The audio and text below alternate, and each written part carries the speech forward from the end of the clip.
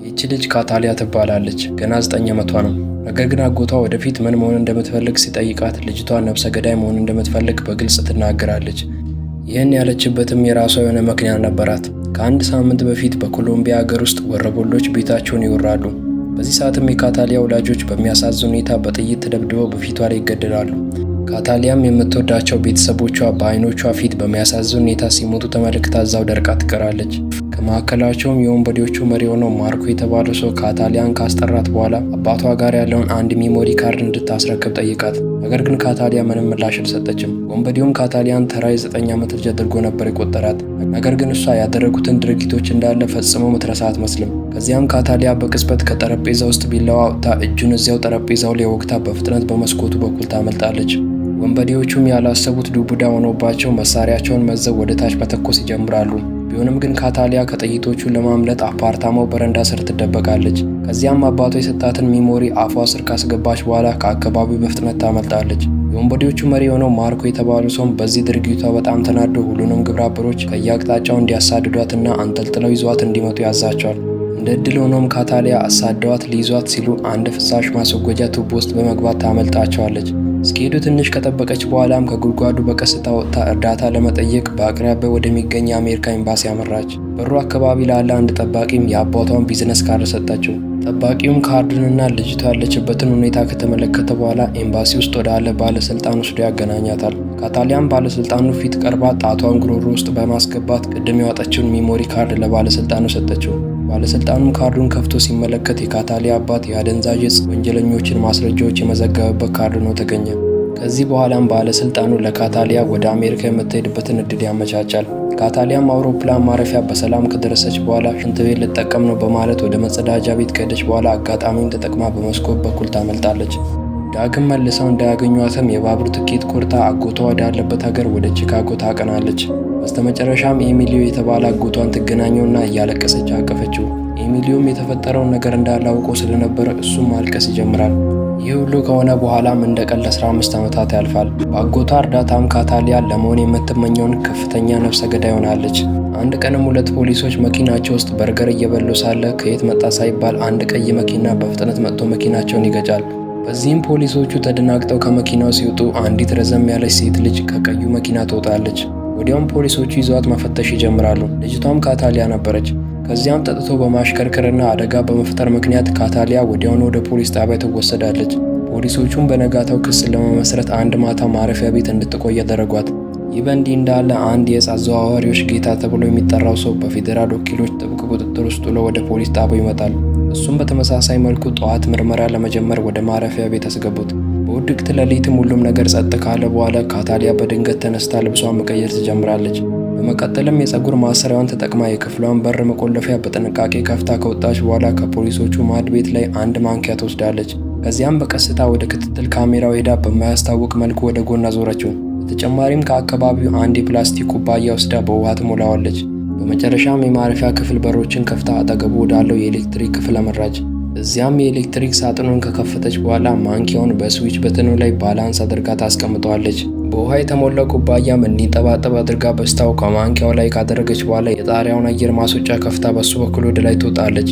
በመቀጠልም ፊት ለፊቷ ላይ ያለው ቬንቲሌተር መስራቱን እስኪያቆም ድረስ መጠባበቅ ጀመረች። ምክንያቱም ቬንቲሌተሩ መሽከርከሩን ካላቆመ በሱ በኩል ማለፍ አትችልም። በስተመጨረሻም ኩባያው ላይ ያለው የሚንጠባጠበው ውሃ እያለቀ ሲመጣ ማንኪያው ባላንሱን እያጣ መጥቶ የቬንቲሌተሩን ስዊች ይነካዋል። በዚህ ጊዜም ቬንቲሌተሩ መስራቱን ሲያቆም ካታሊያ በፍጥነት በሱ በኩል አልፋ ወደ መጸዳጃ ቤት ትገባለች። እዚያም አንድ ፖሊስ ተመልክታ ራሱን እስኪስት ድረስ ናላውና ዙሪያ ትመታዋለች። ሽጉጡንም ከመሬት ላይ ካነሳች በኋላ የአደንዛዥ ዕፅ አዘዋዋሪው የታሰረበት ክፍል አመራች። ከዚያም ምንም ሳታመነታ በክፍሉ ውስጥ ተኩሳ ገደለችው። ነገር ግን የጥይቱ ድምፅ ወዲያው በምሽት ተረኛ ላይ ያሉ ፖሊሶች ጆሮ ይገባል። ወደ ሰሙበት ቦታ በጥድፊያ ሲመጡም ያ ቀድሞ መጸዳጃ ቤት ላይ ራሱን ስቶ የነበረው ፖሊስ ከሬሳው አጠገብ ያገኙታል። በዚህ ጊዜም ፖሊሶቹ ለግድያው ዋነኛ ተጠርጣሪ ነው በማለት አስረውት ወደ ቢሮ ይወስዱታል። ይሁን እንጂ በዚህ ብቻ አላበቁም ነበር። ፖሊስ መላ እስር ቤቱ ላይ ሰፊ ፍተሻ ማድረግ ይጀምራል። ይህ በእንዲህ እንዳለ ካታሊያ ወደ ክፍሏ በመጣችበት መንገድ ትመለሳለች። ፖሊሶችም ሊፈትሹ ሲመጡ ልብሷን መልሳ ቀይራ ምንም ያልተከሰተ አስመስላ ትተኛለች። በማግስቱም ፖሊስ ለካታሊያ ተገቢውን ቅጣትና ማስረጃ ከወሰደ በኋላ ከእስር ይለቃታል። ካታሊያም ለፖሊሶቹ ምንም አይነት ማስረጃ ሳትተውላቸው ስራዋን በሰላም አጠናቃ ትሄዳለች። እስር ቤቱ ላይ የተካሄደው ግድያም በፍጥነት የኤፍቢአይን ትኩረት ይስባል። የኤፍቢአይ ኤጀንት የሆነው ጄምስ የተባለው ሰውም ጉዳዩን ለመመርመር ተመድቦ ነበር። እናም በሞተው ዕፅ አዘዋዋሪ አካል ላይ አንድ የተለመደ ንቅሳት ይመለከታል። ባለፉት ጥቂት ዓመታትም ከ20 በላይ በሰውነታቸው ላይ ተመሳሳይ ንቅሳቶች ያሉባቸው ሰዎች ሞተዋል። እናም ሁሉም ሟቾች አደገኛ ዕፅ አዘዋዋሪዎችና ወንጀለኞች ነበሩ። በተቻለ ፍጥነትም ከዚህ ግድያ ጀርባ ያለውን ሰው ለማግኘት ጄምስ እንዲህ አይነት ምልክት የተደረገባቸውን ተከታታይ ግድያዎች ለሕዝቡ ይፋ እንዲደረጉ አዘዘ። ብዙም ሳይቆይ የሲአይኤ አባል የሆነው ሪቻርድ ከዓመታት በፊት የካታሊያን ቤተሰብ እንዲገድል ያዘዘውን የአደንዛዥ ዕፅ ጌታ የተባለውን ማርኮን ይገናኘዋል።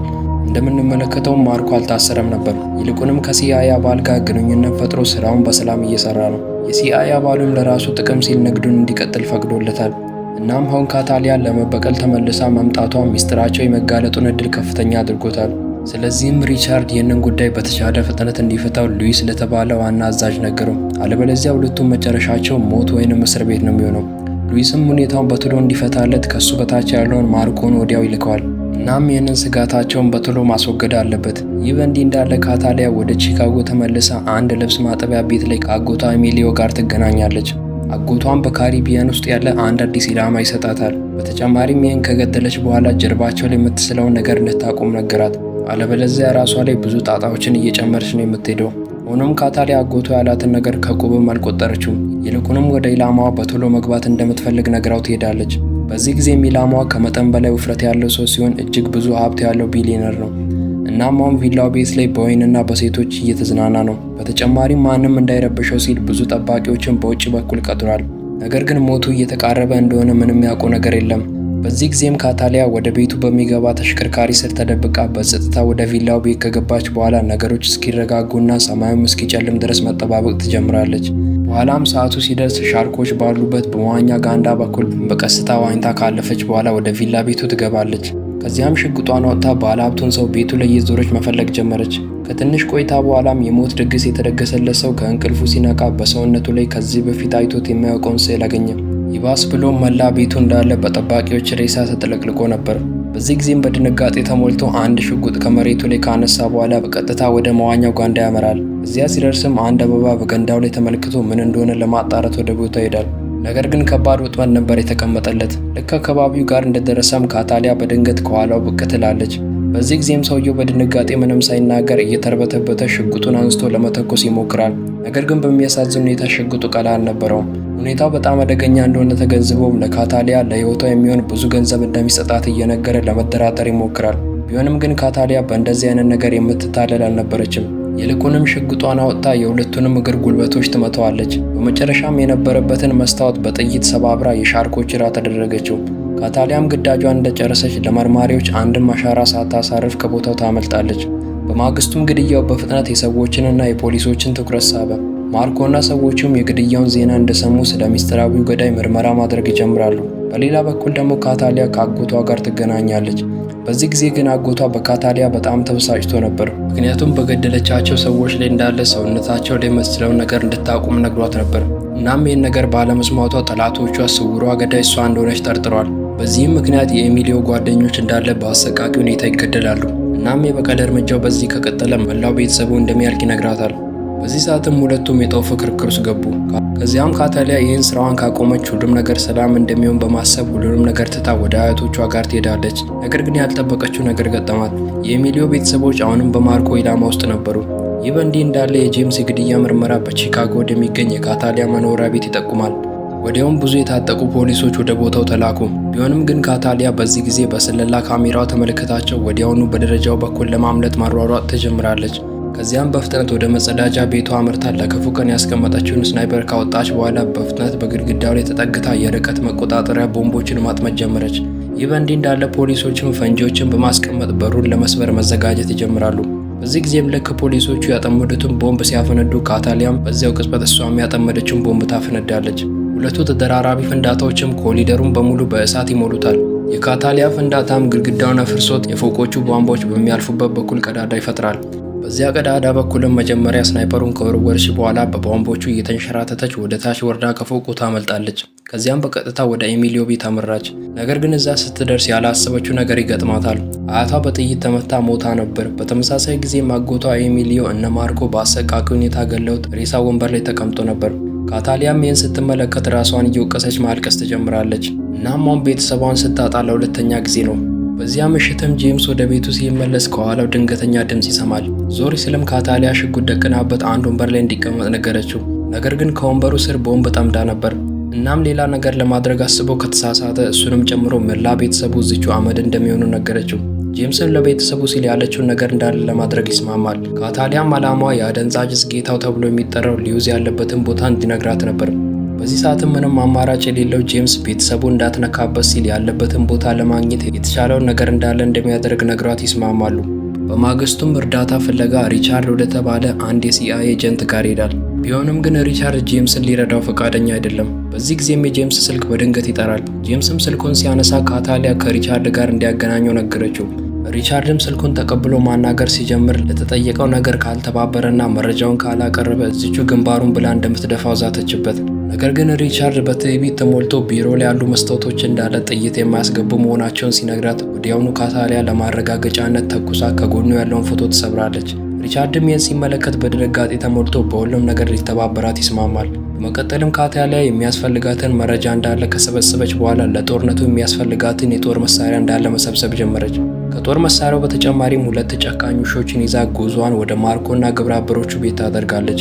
እነ ማርኮም ጥቃት እየመጣባቸው እንደሆነ በጊዜው አውቀው ስለነበረ እነርሱም ለጦርነቱ መዘጋጀት ይጀምራሉ። ነገር ግን ልክ በዚህ ጊዜ ሉዊስ አንድ የሚረበሽ ድምፅ ይሰማል። ምን እንደሆነ ለማጣራትም ቀና ሲል ካታሊያ የተኮሰችው ከባድ ሮኬት መላ ቤቱን በሰከንድ አመድ ያደርገዋል። በፍንዳታውም አብዛኞቹ ጥበቃዎች ሲሞቱ፣ ሉዊስ ግን እንደ እድል ሆኖ ይተርፋል። ከዚያም ወዲያውኑ ቡድኑ ከአካባቢው ለማምለጥ ወደ መኪና ማቆሚያው መገስገስ ይጀምራል። ነገር ግን ገና ከማቆሚያው ቦታ ከመሄዳቸው በፊት ካታሊያ በአንድ የጭነት መኪና ግድግዳውን አፍርሳ ገብታ መኪኖቹ እንዳያልፉ መንገዱን ከዘጋች በኋላ ያዘጋጀችውን መሳሪያ እንዳለ ወደ እነ ሉዊስ እየተኮሰች ጥይት ማርከፍከፍ ትጀምራለች። ቡድኑም በዚህ ሰዓት ነፍሱን ለማዳን ሲል መረባረብ ይጀምራል። ሉዊስም አንድ መደበቂያ ቦታ አግኝቶ ለጊዜው ራሱን እዛው ይሸሽጋል። ነገር ግን ቀድሞውኑ የቤቱን መግቢያና መውጫ እያንዳንዱን አጥንታ ስለነበረ ሁሉም የተደበቁበትን ቦታ እያሰሰች መግደሏን ቀጠለች። በስተመጨረሻም ካታሊያ እያንዳንዱን ጠባቂ እየለቀመች ካስወገደች በኋላ ማርኮ ብቻውን ይቀራል። ማርኮም በዚህ ሰዓት ምንም አማራጭ ስለሌለው ለማምለጥ መሯሯጥ ጀመረ። ቢሆንም ግን ከካታሊያ አይን ሊሰወር አልቻለም። እናም አንድ ክፍል ላይ ተደብቆ ካገኘችው በኋላ በሁለቱም መካከል የቀለጠ ፍልሚያ ተፈጠረ። ማርኮም ያለውን ችሎታ እንዳለ ሲጠቀም ካታሊያ መጋፈጧን ትቀጥላለች። በመጨረሻም ግን ሁለቱም ተዳክመው ወለሉ ላይ ሲወድቁ ማርኮ ሽጉጡን አንስቶ ሊገላት ሲል ካታሊያ በፍጥነት ስለታወጣ ለአንዴና ለመጨረሻ ጊዜ ትጨርሰዋለች። ወደ ሉዊስ ስንመለስ ደግሞ ቅድም የነበረው የተኩስ ትርምስ እንደቀነሰ ሰምቶ ከተደበቀበት ቦታ በቀስታ በመውጣት አንዱን መኪና አስነስቶ ከአካባቢው ያመልጣል። ነገር ግን እንዳለመታደል ሆኖ መንገዱ በቆሻሻ መኪና ይዘጋበታል። በዚህ ጊዜም ስልኩ በድንገት ይጠራል። እሱም እየተርበተበተ ካነሳው በኋላ ካታሊያ መሆኑን ተገንዝቦ ከአሁን በኋላ የትም እንደማታገኘውና እሱም በተራው ለመበቀል ተመልሶ እንደሚመጣ ይነግራታል። ነገር ግን ባልተጠበቀ ሁኔታ ካታሊያ ተረጋግታ ከመኪናው ኋላ ያለውን ነገር እንዲመለከት ነገረችው። ሉዊስም ዞር ብሎ ሲመለከት ሁለቱ ጨካኝ ውሾች ዘለው ላይ ይወጣሉ። ፊልሙም በስተመጨረሻ ሉዊስ በውሾቹ ተበልቶ ሲሞት፣ ካታሊያ ደግሞ የቤተሰቧ ደም እንዳለ በተሳካ ሁኔታ ተበቅላ ስትጨርስ እያስመለከተን ይጠናቀቃል።